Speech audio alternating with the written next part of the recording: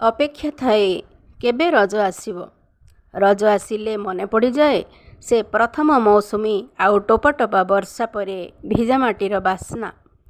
ରଜ ଆସିଲେ ସହରର ଚାକଚକ୍ୟ ଆଉ ପାର୍କରେ ଶିକୁଳିରେ ବନ୍ଧା ଦୋଳି ସବୁ ଝିଙ୍ଗ କରେ।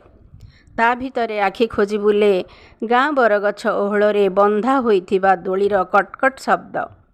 ଯେତେ ସିନେମା ଗୀତ ବାଜିଲେ ବି କାନ ଖୋଜେ ବୋଉର ସେହି ରଜ ଗୀତ।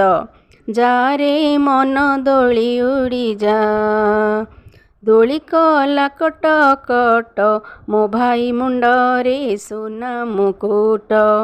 ଏମିତି ମଜାଳିଆ ଗୀତ। ଦୋକାନର ସେଇ ଦାମୀ ମଡ଼ର୍ଣ୍ଣ ପିଜା ବର୍ଗର ଭିତରେ ମନ ଖୋଜେ ବୋଉ ତିଆରି କରିଥିବା ପୋଡ଼ପିଠାର ମହମହ ବାସ୍ନା।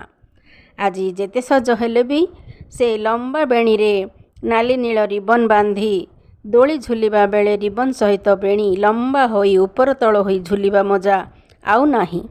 ବୋଉ କହେ ମାଟି ମାଆକୁ କଷ୍ଟ ହେବ, ଭୂମି ଉପରେ ଚାଲିବନି।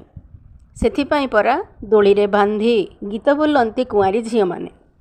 ପ୍ରତି ଉତ୍ସବ ପାଳନର କିଛି ନିର୍ଦ୍ଦିଷ୍ଟ ନିୟମ ଓ ଉଦ୍ଦେଶ୍ୟ ଥାଏ, ଆନନ୍ଦ ଉଲ୍ଲାସ ଥାଏ, ପରମ୍ପରା ପ୍ରତି ନିଷ୍ଠା ଥାଏ।